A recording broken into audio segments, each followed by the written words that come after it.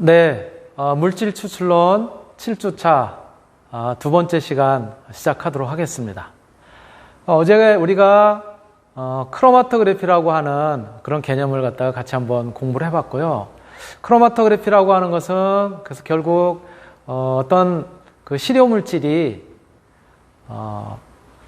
고정상과 그리고 이동상에 의해서 운반이 되면서 그러면서 고정상을 빠져나갈 때 그럴 때 고정상과 이동상의 물리화학적 상호작용에 의해서 그래서 뭐 경우에 따라서는 그것이 휘발도가 될 수도 있고요.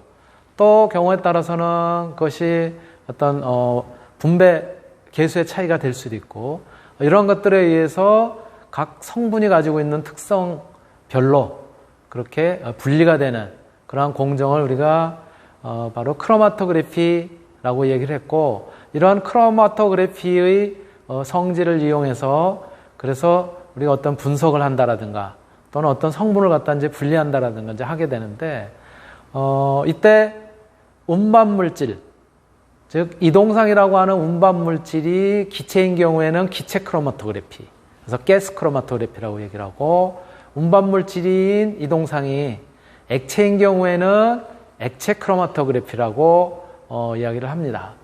그래서 어제 우리가 바로 기체 크로마토그래피로 우리가 대표적인 예라고 할 수 있는 가스 크로마토그래피의 사례와 그리고 액체 크로마토그래피의 대표적인 예라고 할 수 있는 HPLC. HP는 여기서 하이 퍼포먼스라고 그랬어요. 효율이 높은 고효율의 LC, 리퀴드 크로마토그래피, 즉 액체 크로마토그래피를 기체 크로마토그래피와 액체 크로마토그래피라는 그런 관점에서 두 개를 갖다 이제 비교를 했었죠. 그래서 기체 크로마토그래피의 경우에는 이동상이 기체이고 액체 크로마토그래피의 경우에는 이동상이 액체이다 라고 하는 점이 가장 큰 차이라고 얘기를 했고 그리고 기체 크로마토그래피의 경우에는 이동상이 기체이지만 시료도 기체에 의해서 운반이 돼가면서 그러면서 이제 분리가 돼야 되기 때문에 이 시료도 휘발성의 특성에 따라서 그래서 쉽게 분리를 할 수 있다라고 하는 얘기. 액체의 경우에는 시료의 용해도 또는 분배 계수, 즉 확산 특성을 이용한다라고 말씀을 드렸습니다. 그리고 기체 크로마토그래피의 경우에는 열적 안정성을 가지고 있어야 되는데 반해서 액체 크로마토그래피의 경우에는 pH 안정성을 갖다 가지고 있어야 되고 그리고 분자량의 크기라든가 또 고정상의 경우는 이제 두 개가 같지만은 그래서 분리의 원리가 고정상과 시료의 화학적인 친화력 그리고 끓는 점차 이런 것들에 의해서 분리가 될 수 있다. 액체 크로마토그래피의 경우에는 시료와 고정상 그리고 이동상의 화학적인 친화력 이런 것들에 의해서 분리가 된다라고 하는 부분을 지난 시간에 어제 같이 한번 기체 크로마토그래피 그리고 액체 크로마토그래피의 특징을 갖다 비교하면서 설명을 했었습니다. 자, 그렇다면 이동상이 기체가 되든 혹은 액체가 되든 이렇게 이동상이 뭐냐에 따라서 기체 크로마토그래피, 액체 크로마토그래피가 이렇게 나뉘어지지만 사실은 시료 물질들이 어떤 특성을 가지고 있느냐도 굉장히 중요해요. 그래서 다음에 보시는 것이 즉 시료 물질이 가지고 있는 휘발도로 거기에 적합한 그런 형태를 갖다가 우리가 분리 그런 공정을 갖다 선택을 할 것이냐 아니면은 폴라리티 극성입니다. 즉 물 같은 경우는 극성이 높고 그 다음에 일반적인 탄화수소류들은 극성이 굉장히 낮은 편인데 이렇게 극성을 가지느냐 아니면 휘발성을 가지느냐 어떤 것들이 그 더 커다란 그런 영향을 갖다 나타내느냐 그런 특징을 나타내느냐에 따라서 우리가 이렇게 살펴볼 수가 있습니다. 그래서 X축은 바로 휘발성을 나타내는 거고 Y축은 극성을 나타내는 거고요. 극성의 경우에는 물에 가까울수록 극성이 높다고 그랬으니까는 위쪽으로 올라갈수록 하이드로필릭한 친수성인 형태고 밑에 쪽으로 내려갈수록 하이드로포빅한 즉 소수성인 그런 성질을 갖다 나타내고 있죠. Y축에서. 그래서 X축에서 가능하면 오른쪽으로 가면은 요것은 비휘발성. 그리고 왼쪽으로 갈수록 휘발성. 그래서 그러한 특징들이 어떠한 물질들이 그런 특징들에 의해서 구분을 할 수 있는지를 요 그래프로 나타낸 거예요. 그래서 휘발성이냐 극성이냐 또는 비휘발성이냐 비극성이냐 이런 것들은 이 그래프에 나눠져 있기 때문에 그거에 의해서 특히 액체 크로마토그래피 같은 경우에는 잖아요. 영상을 통해 어떤 물질들이 확산해 나가는 그런 특징으로 분리를 하기 때문에 액체 크로마토그래피 같은 경우에는 바로 이렇게 극성을 굉장히 중요시해야 될 테고 기체 크로마토그래피의 경우에는 휘발성을 X축과 같은 휘발성을 중요시해서 그래서 분리를 하고 또는 이러한 이제 분리 메커니즘 어떤 시료를 갖다가 분석을 하고 할 때 이용하는 성질인 것이죠. 예. 자, 그렇다면 크로마토그래피가 되든 액체 크로마토그래피가 앞에서도 말씀드렸던 것처럼 이동상의 차이에 의한 것 뿐입니다. 일반적인 분석 과정은 어떻게 되느냐 살펴보면 제일 처음에 이제 시료를 갖다 이제 분석하기 위해서 시료를 갖다 이제 모을 거 아니에요. 그 다음에 그 시료를 갖다 이제 전처리를 하게 됩니다. 여기 그림에서 보시는 왼쪽에 있는 기계의 형태가 기체 크로마토그래피, 오른쪽에 있는 기계의 형태가 액체 크로마토그래피의 형태예요. 그래서 액체 크로마토그래피의 경우에는 이동상을 액체를 쓰기 때문에 위에 보면은 액체를 담는 용기가 되어 있어요. 즉 이동상이 액체를 갖다가 이제 담게 되는 거죠. 바로 캐리어 용액이 되는 것이죠. 그다음에 왼쪽에는 저기는 이동상이 기체를 갖다 이제 활용을 하게 되는데 기체의 경우에는 저기 지금 연결은 안 되어 있는 상태예요. 어쨌든 얘네들이 분리를 하기에 적합한 그런 이제 시료의 전처리를 하게 됩니다. 그리고 이제 시료를 어떤 저러한 장치에 주입을 하게 되겠죠. 시료를 갖다 장치에 주입을 하게 되면은 요 시료들이 바로 어디를 통해서 그러한 고체 입자들, 즉 고정층이 채워져 있는 그런 관을 통해서 빠져나가게 되는 거죠. 그러면서 그 관을 통해서 빠져나가면서 이제 고정층과 또 이동층, 즉 고정상과 이동상의 물리화학적 특성에 따라서 이제 성분에 따라서 분리가 이제 되게 되는 거죠. 그래서 시료를 도입을 하게 되면은 바로 이렇게 칼럼을 통해서 즉 그 고정층이 이렇게 채워져 있는 그런 칼럼을 통해서 시료가 쭉 분리가 되는 거죠. 성분별로. 그러면은 자 제일 빨리 빠져나오는 놈이 제일 먼저 이렇게 검출이 되겠죠. 그러한 순서대로 이제 검출을 하게 됩니다. 그래서 빨리 나오는 순서대로 시료를 갖다 이제 검출을 해서 그것을 바로 전기적인 신호로 이제 나타내게 되겠죠. 그래서 그 시료 분석치들이 전기적인 신호로 표시가 되겠죠. 마치 어떤 이제 그래프 형태로 이렇게 이제 표시가 되고 그 결과를 갖다 이제 처리를 해서 출력을 한 것이 바로 우리가 받아보는 그런 이제 결과지예요. 그래서 뭐 예를 들어서 여러분들이 이러한 분석기기 혹은 분리장치가 아니더라도 뭐 예를 들어서 뭐 여러분들이 건강 진단할 때 심전도 측정을 하거나 그러면 뭐 이렇게 픽픽픽픽 하고서 피크가 나타나잖아요. 그렇죠? 그러한 형태로 결과 처리가 출력이 되게 되는 것이죠. 그런 것들이 이제 일반적으로 이제 분석하게 되는 과정이고요. 자, 지금부터는 그 중에서 이제 기체 크로마토그래피는 어떠한 그런 내부의 구성 장치를 갖다 가지고 있고 또 그리고 어떻게 이제 분리를 하게 되는지 그런 원리를 갖다 이제 같이 살펴볼 텐데요. 여기 지금 나와 있는 요 장치 형태가 다 기체 크로마토그래피라고 하는 분석 기기입니다. 예. 교수님 뭐 분리 공정을 얘기하는데 분석 기기가 왜 나오나요?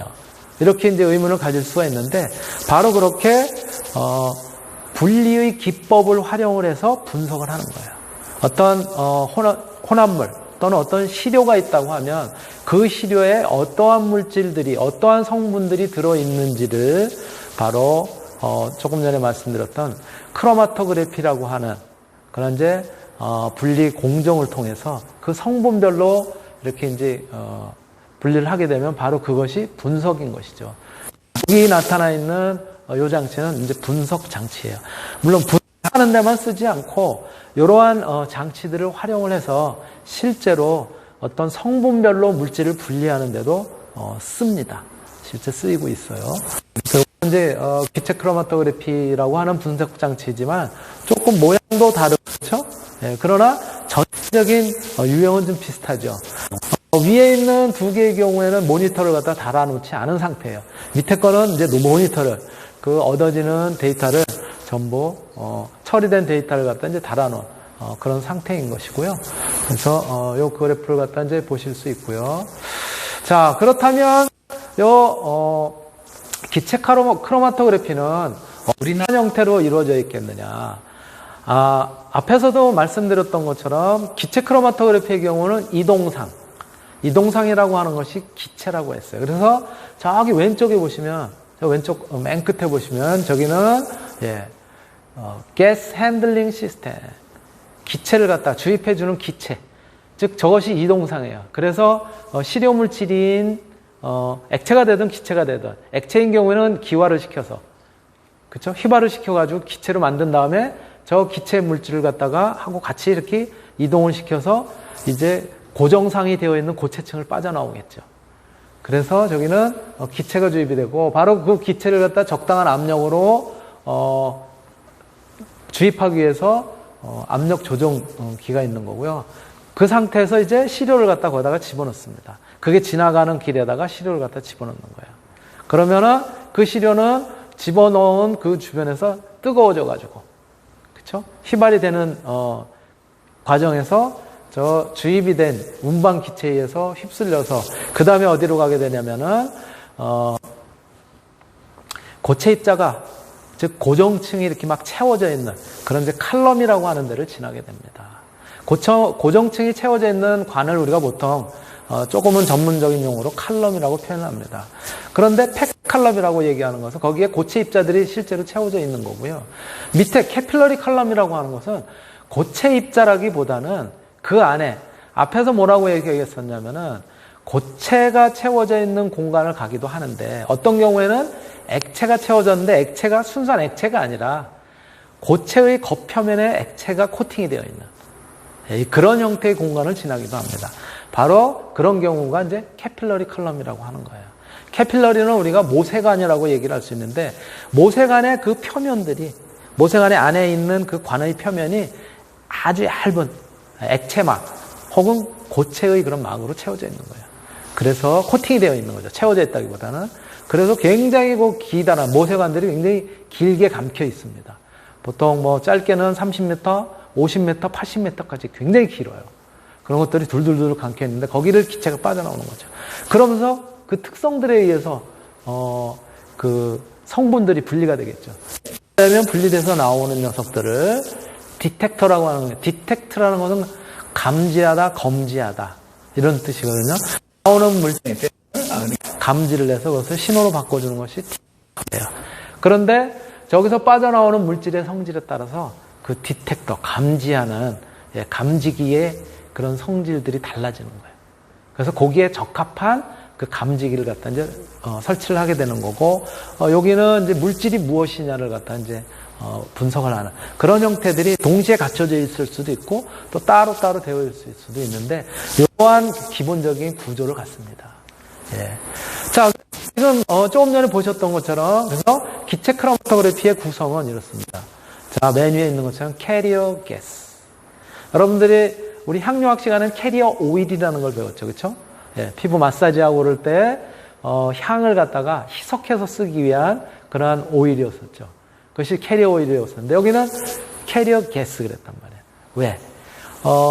어떤 실효물질이 되든 이동상이 기체인 경우가 기체 크로마토그래피라고 했으니까는 그때 실효물질을 갖다가 운반해서 분리하기 위한 그런 이제 기체를 운반 기체라고 얘기를 하고 캐리어 가스라고 얘기를 합니다. 그래서 이때 다양한 종류의 캐리어 가스가 쓰이죠. 경우에 따라서는 질소, 경우에 따라서는 헬륨, 경우에 따라서는 수소 이런 것들이 실제로 운반기체로 쓰이고 있습니다. 캐리어 가스로. 그리고 자, 저것이 지나가는 길에 휘발이 돼서 같이 저 기체에 의해서 운반기체에 의해서 운반이 되도록 하기 위한 주입 장치가 있겠죠. 그렇죠? 우리가 분석하고자 하는 샘플을 분리하고자 하는 그런 시료를 갖다가 집어넣는 인젝터가 그러니까 주입기 이렇게 되는 것이죠. 저 부분이 있고요.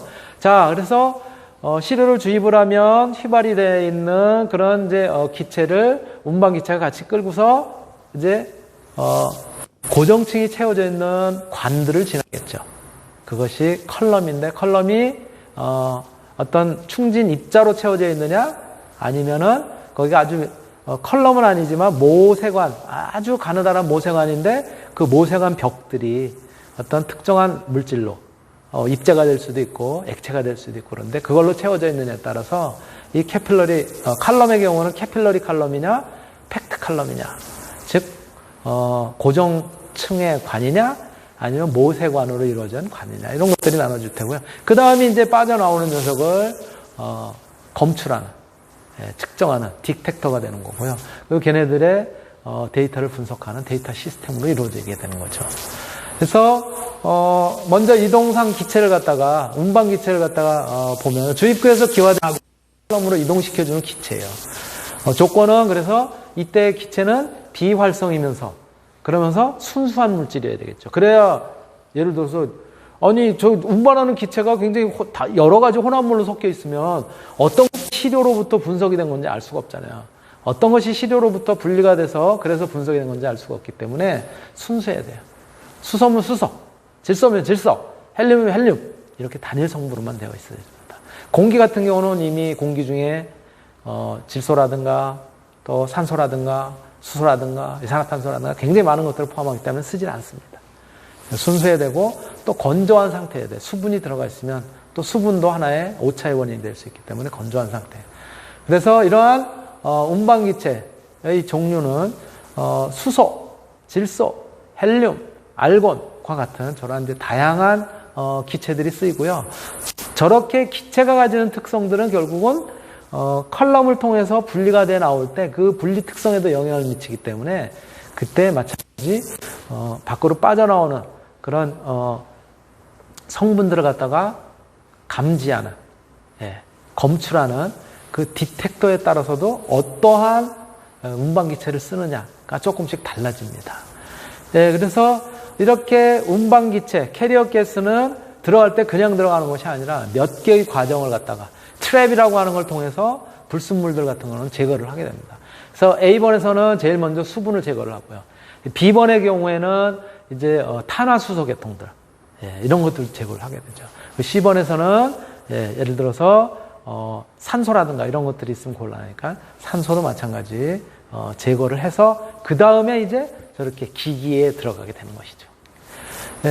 주입구의 종류에는 이제 뭐 예를 들어서 그 시료를 갖다 집어넣는데 이게 고정층의 관, 고정층의 관을 갖다가 빠져나가도록 그렇게 주입을 해줘야 되느냐 아니면 캐필러리 컬럼, 모세관을 빠져나가도록 해줘야 되느냐, 지나가도록 그런 것들에 따라서 팩트 컬럼 형태의 유입구가 있고 또는 캐필러리 컬럼 형태의 유입구가 있습니다. 이렇게 달라지고요. 캐필러리가 어떠한 특성을 가지느냐에 따라서 달라지고요. 그리고 이렇게 또 사실은 주입되기 전에 이미 전에도 전처리도 하게 됩니다. 그러나 이제 전처리 공정도 있게 되고요. 최적의 주입구 조건을 갖다 이제 설정을 하게 되는데요. 그럴 때 아까 말씀드렸던 것처럼 시료를 이제 분석하고자 하는 또는 분리하고자 하는 시료를 집어넣었어요. 기체 크로마토그래피의 경우는 이 시료가 어떻게 된다고요? 기체가 돼야지 이동상인 운반 기체가 이렇게 가지고 끌고 갈 거 아니에요. 액체 상태면은 운반하는 이동상인 기체가 지나가더라도 같이 이렇게 끌고 가지 못할 거 아니에요. 그래서 일반적인 조건은 보통 주입구의 온도가 저 정도 됩니다. 250도씨 정도. 그래야 빠른 속도로 이제 기화가 되겠죠. 즉 휘발이 될 거예요. 그래서 운반 기체에 의해서 이렇게 운반이 될 수 있도록 즉 이동이 될 수 있도록 그렇게 만들어질 텐데 일반적인 조건에서 한 250도라고 하면은 조금 더 휘발성이 높은 녀석인 경우에는 그렇게 온도를 높이지 않아도 되니까 그래도 휘발이 잘 될 테니까 150에서 한 200도씨 정도 되고요. 휘발이 잘 안 되는 녀석들 그런 경우에는 예를 들어서 하이 보일링 샘플 같은 거 275에서 300도씨 정도 이런 정도까지도 올리게 됩니다. 저런 물질 같은 경우는 예를 들어서 스테로이드 계통이라든가 또는 지방질이라든가 또는 계면활성제라든가 이런 경우가 이제 굉장히 높은 끓는 점을 갖다 갖게 되고요. 그래서 휘발되는 온도가 굉장히 높지요. 통상적인 그런 온도의 경우가 이제 보통 휘발성인 물질들의 경우에는 생각보다 저렇게 끓는 점이 높은 물질보다는 훨씬 낮은 그런 이제 주입구의 온도를 갖다 갖게 되죠. 단 설정한 인젝터 온도에서 사용이 가능한 그러한 형태로 유지가 돼야 됩니다. 자, 오븐의 온도 조절은 그럼 어떻게 하느냐? 들어가서 이제 기화를 시켜서 그래서 운반기체가 같이 이렇게 이동을 할 수 있도록 해줘야 되는데 두 가지 유형이 있어요. 하나는 등온 방식의 온도예요. 온도를 일정하게 유지를 해주는 거죠. 200도면 200도, 300도면 300도를 갖다가 항상 일정하게 유지를 해주면 거기다가 주입을 하게 되면 그 온도에서 이제 휘발이 되는 거예요. 그런데 온도가 높은 경우하고 낮은 경우하고 휘발 온도가 높은 경우, 낮은 경우 섞여 있으면 어떻게 되겠어요? 그러면 일정한 온도로 준다면은 휘발 온도가 낮은 놈부터 확 증발하고 휘발 온도가 굉장히 높은 녀석의 경우는 천천히 나오겠죠. 그렇죠? 그래서 그런 것들을 갖다가 조금 더 빠른 속도로, 빠른 조건에서 우리가 분리를 하기 위해서 뭐를 하게 되면 이제 승온을 하게 됩니다. 온도를 높이게 되는 것이죠. 그래서 온도를 낮은 온도 혹은 정해져 있는 온도가 아니라 온도를 점점 높여가면 어떻게 되겠어요? 높여가면 낮은 온도에서 휘발되는 녀석은 낮은 온도에서 빨리 나오지만 온도가 높은 온도에서 나오는 녀석은 조금 더 당겨져가지고 그래야지 나오겠죠. 그래서 그 결과를 보시면 이렇습니다. 위에 있는 것이 온도가 일정한 조건에서 휘발시킨 거예요. 그랬더니 보세요. 저 휘발성이 높은 녀석들은 빨리 저렇게 피크를 갖다 나타내는데 휘발성이 낮은 녀석들은 이렇게 굉장히 오래 걸리는 거예요. 여기가 50분이에요. 50분. 50분이 돼야 겨우 나온단 말이에요. 이런 물질들은 휘발성이 낮아서. 그럼 어떻게 한다고요? 온도를 갖다가 점점 높여가면, 그쵸? 짧은 시간에 온도가 쭉 증가하니까는 이렇게 이것이 쭉 줄어드는 거예요. 그러니까. 그래서 처음에는 휘발도가 높은, 즉 낮은 온도에서 휘발성인 녀석들이 쭉 나오다가 점점 온도를 갖다 높여가니까 온도가 높여가면 따라서 늦게 분리가 되는 녀석들도 이렇게 당겨져서 그래서 이렇게 그래프로 나타나게 되죠. 예. 그리고 아까 말씀드렸던 이제 컬럼, 분리관이라고 얘기를 하는데요. 그거는 어떻게 되어 있느냐? 두 종류가 있어요. 팩트 컬럼. 안에 충진물들이, 고체 입자들이 채워져 있는, 그래서 고정층을 갖다 형성하는 경우가 있고, 또 하나의 경우에는 이제 말씀드렸던 것처럼 모세관 형태로 되어 있는 컬럼인데, 이거 충진물이 이 벽에, 안에 있는 안쪽 벽에 아주 미세한 것들이 채워져 있는 경우도 있고, 또 그렇지 않은 경우도 있긴 해요.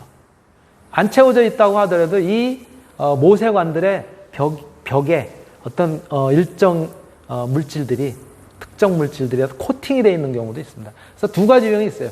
1번 같은 경우, 왼쪽에 있는 것 같은 경우는 아주 미세한 그런 이제 충진물들이 채워져 있고 거기에 코팅이 되어 있는. 두 번째 경우에는 이제 충진물은 없지만 바로 벽에 다른 물질들이 코팅이 되어 있는 이런 유형이 되어 있고요. 그 다음에 저렇게 충진물들이 다 충전물들이 채워져 있는 그런 경우는 이렇게 충전관이에요. 충전 칼럼이죠. 저기 안에 여러 가지 물질을 갖다가 이제 채워놓을 수가 있는 거죠. 물론 저것도 단일 성분만 채워놓겠죠. 어떤 거는 실리카를 갖다 채워놓을 수도 있고, 또 어떤 것들은 예를 들어 세라믹 계통에 이런 것들을 채워놓을 수도 있고 이렇습니다. 이것이 분리관이고요. 그래서 저렇게 분리관의 경우에는 통상적으로 내경이 1에서 4mm, 길이가 1에서 5m 정도고요. 저 관 자체는 스테인리스나 유리로 되어 있습니다. 그래서 이러한 형태를 갖다 띄게 되어 있어요. 그래서 관은, 저거는 지금 스테인리스를 갖다 나타낸 거고요. 모세관인 경우에는 내경이 0.1에서 0.5mm예요. 안 찌르면요. 그리고 길이가 10에서 100m. 엄청 길은 거죠. 그쵸? 예. 0.1mm면 눈에 보이기가 어려울 정도로, 그쵸? 사람 눈으로 머리카락 정도의 아주 미세한 그런 이제 내경을 가지고 있는 거죠. 그래서 충전재를 쓰지 않고 속이 빈 구조로 되어 있습니다. 그렇지만 그 벽에 코팅이 되어 있어가지고 그 물질하고의 물리화학적 상호작용에 의해서 분리가, 성분에 따라서 분리가 돼 나오는 것이죠. 예. 요렇게 되어 있습니다. 요거는 지금 겉보기에는 지금 여러분들 뭐 잘 안 보이겠지만은, 요거는, 이제 광섬유처럼 되어 있어요. 요거는 유리질은 아니고요. 예. 어떤, 파이렉스 성분에 뭐 이런 것들로 이제 되어 있기도 합니다. 자, 그래서 분리 메커니즘은 충진이 되어 있든 아니면 모세관이 되어 있든 통과를 해가면서 그러면서 뭐 빈틈을 빠져나오면서 물리학적 특성에서 분리가 되는 거고요. 여기 모세관 같은 경우는 빠져나올 때 제하고의 흡착 특성 또는 이제 어떤 친화력 이런 것들에 의해서 이제 분리가 되죠. 예. 그래서 충진 분리관 또 그리고 모세 분리관 이런 형태가 모세 분리관 형태의 캐필러리 경우에는 아까 말씀드렸던 것처럼 이렇게 액상으로 채워져 있는 경우가 많다. 액상으로 코팅이 되어 있는. 그래서 GLC, Gas Liquid Chromatography라는 거예요. 그래서 이 동상은 기체지만 그 안에 저렇게 고정상이 액체로 코팅이 되어 있는 그런 유형이다. 저거 같은 경우는 어떻게 되겠어요? Gas Liquid Chromatography가 아니라 Gas Solid Chromatography인 것이죠. 예, 그렇게 표현할 수가 있습니다. 예, 칼럼의 재질은 캐필러리의 경우는 폴리아마이드 말씀드렸던 것처럼 혹은 퓨즈드 실리카 계통들이 되어 있고요. 그 다음에 이제 팩트 칼럼 같은 경우는 서스, 즉 스테인리스 스틸이나 혹은 유리 이런 것들로 되어 있습니다. 뭐 고분자 물질로 되어 있기도 합니다. 안의 구조는 이런 형태로 이제 생겼고요. 이렇게 요거는 충진. 캐필러리 칼럼의 이제 내부 단면을 갖다 이제 보여드린 거고요. 예. 극성도에 따라서 이제 칼럼도 이제 선택을 하게 됩니다. 친수성이나 친유성에 따라서 칼럼도 이제 선택을 이렇게 다양한 유형으로 선택을 하게 되고요. 이 오른쪽에 있는 것이 뭐냐면은 그건 이제 캐필러리의 종류예요. 종류를 표현한 거고요. 저 위에 이제 그 어떠한 종류의 모세관 그 관을 갖다가 모세관 칼럼을 갖다 써야지 분리가 잘 되는 데서 종류가 지금 표현을 하는 거고요. 예. 그렇죠? 폴리에틸렌 글라이콜 같은 경우를 갖다가 이제 분석하기 위해서는 어떠한 류를 갖다 이제 주로 쓰는 것이 좋은지, 필름의 두께는 어느 정도가 되는 것이 좋은지, 그다음에 칼럼의 길이는 30m짜리는 저렇게 되지만 60m 경우에는 더 많은 물질들이 이렇게 촘촘하게 천천히 분리를 할 수 있는 그런 형태고요. 이제 검출기가 문제예요. 바로 어떤 입자들이 채워져 있는 검출기를 빠져나오는 녀석을 갖다 이제 분석을 하는데 감지를 해서 분석을 해야 되는데 그때 어떠한 것들을 쓰느냐는 그 메커니즘에 분석하는 메커니즘에 따라서 조금 또 달라요. 그래서 TCD, FID니, ECD니 뭐 쭉 있는데 TCD는 한 두 가지 정도만 예를 든다면 Thermal Conductivity예요. 즉 열 전도의 특성을 가진 빠져나오는 물질이 그거를 갖다 감지해서 분리를 하는 방법이고요. 그 다음에 그 밑에 ECD의 경우에는 밑에 ECD의 경우는 Electron Capture예요. 여기서 빠져나오는 그 성분들이 가지고 있는 전자의 특성이 어떤 건지 그걸 갖다가 이렇게 감지를 해서 분석하는 경우입니다. 네. 바로 그래서 검출기들의 종류는 이런 식의 종류들이 있어요. 그래서 FID, TCD, ECD 그래서 검출 할 수 있는 그런 분리할 수 있는 온도 물질이 어떤 거냐에 따라서 어떤 거를 쓸 거냐예요. 예를 들어 모든 통상적으로 많이 쓰는 이런 이제 유기화합물 같은 경우 그런 경우는 MSD 타입의 이런 것들을 쓰거나 하고요. 그 다음에 예를 들어서 그 불꽃에서 이온되기가 쉬운 그런 것들은 FID 같은 경우 즉 그때는 운반기체도 달라지죠, 그렇죠? 또 ECD 같은 경우는 주로 이제 할로겐 쪽 화합물을 갖다 쓰는데요. 분리하기 위해서 쓰는데 이때는 질소를 갖다 쓰거나 이렇게 다 운반기체도 이제 달라지게 되는 것이죠. 예. 그래서 특성에 따라서 스타트에서 비활성이냐 할로겐 원소를 포함했느냐 질소를 포함했느냐 등등에 따라서 다 틀리는 거예요. 이렇게 각각 그 상태에 따라서 이렇게 검출기를 갖다 이제 선택하게 되고요. 또 기체 크로마토그래피에서는 이렇게 분석하는 또는 분리하는 그런 공정에 앞서서 실의 전처리를 하게 됩니다. 기체로 미리 만드는 경우도 있고요. 또는 그 중에서 어떤 일부 물질을 갖다 제거하는 경우도 있고, 이렇게 다양한 기체 크로마토그래피 시료의 전처리 시스템이 이제 구성이 되어 있고요. 여기까지 해서 기체 크로마토그래피에 대한 이야기를 이제 대충 할 테고요. 다음 시간에는 쉬었다가 액체 크로마토그래피에 대한 이야기를 하겠습니다. 네, 7주차 두 번째 시간 이렇게 마치도록 하겠습니다.